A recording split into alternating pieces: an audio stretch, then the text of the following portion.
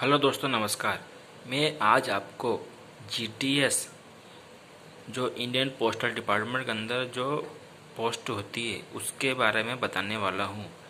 जैसा आप सभी लोग जानते हैं कि जीटीएस को सेंट्रल गवर्नमेंट एम्प्लॉई का का जो दर्जा है वह नहीं है, इसलिए उनको नॉर्मल पेंशन की कोई सुविधा नहीं है। तो इसके लिए गवर्नमेंट ने नेशनल पेंशन सिस्टम, जिसको एनपीएस बोलते हैं, इसके थ्रू उनको पेंशन देने का एक नया सिस्टम लाया है। तो ये मेरे डिपार्टमेंट से नेशनल पेंशन सिस्टम का फॉर्म मुझे दिया गया है, जैसे इसमें देख लिखा है प्लीज़ सिलेक्ट योर कैटेगरी। तो इसमें सेंट्रल गवर्नमेंट, स्टेट गवर्नमेंट या कॉर्पोरेट सेक्टर या फिर जीडीएस के लिए अलग से कॉलम दिया है। देखो एनपीएस लाइट जीडीएस, तो आपको इसमें टिक करना है यदि आप जीडीएस हो तो। इसमें प्राइवेट सेक्टर वाले भी भर सकते हैं। तो इसमें जीडीएस को गवर्नमेंट तरफ से कुछ हर महीने कुछ पैसा जमा होएगा जो आपका पेंशन के रूप में आपको बाद में मिलेगा।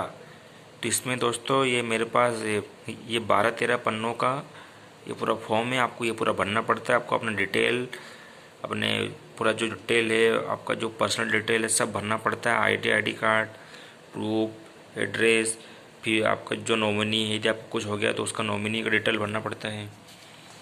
ये देखो सब भरना पड़ता है आपको।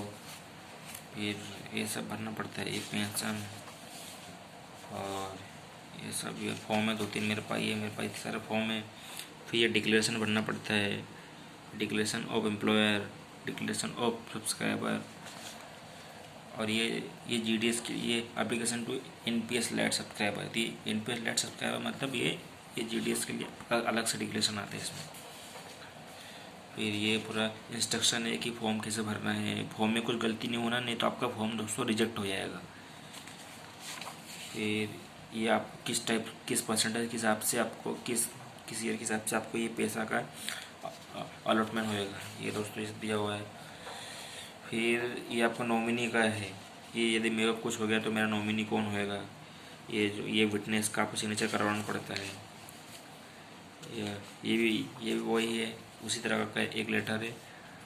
और ये आपको ये भी पेंशन है, ये अपने नॉमिनी के लिए आपको जो होता है शपथ पत्र, ये वो है दोस्तों। ऐसा ये लगभग 10 एक पेज है मेरे पास। तो ये फॉर्म भर के आपको अपने डिपार्टमेंट में देना पड़ता है, जो नए जीडीएस जो ज्वाइन हुए हैं।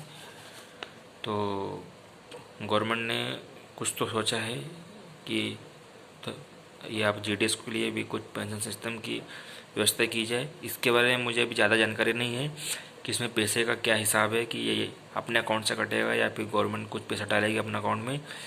यदि इसके बारे में कुछ और जानकारी मैं इकट्ठा करता हूँ फिर आपको बताता हूँ। लेकिन ये फॉर्म आपको डिपार्टमेंट से मिलता है। यदि आपको नहीं मिला तो आप जाके मतलब पूछ सकते हैं। 2-3 महीने के बाद आप आपका डिपार्टमेंट जो हेड ऑफिस है वहाँ जाके पूछ सकते हैं कि सर वो एनपीएस वाला फॉर्म क्या मैं डाल सकता हूँ कि नहीं, और डाल सकता हो तो उसका मुझे फॉर्म चाहिए। तो ये आपका डिपार्टमेंट ही करवाता है। आपको सिर्फ ये इसको भरकर डिपार्टमेंट में आपको जमा करना पड़ता है।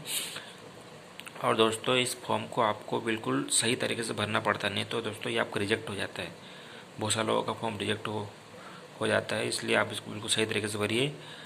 और दोस्तों इस फॉर्म को आप पूछिए डिपार्टमेंट से क्या है।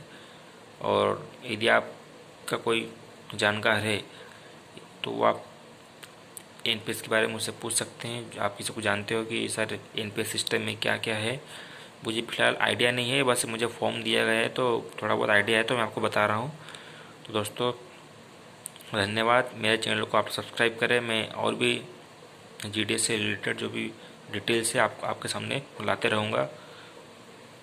धन्यवाद दोस्तों।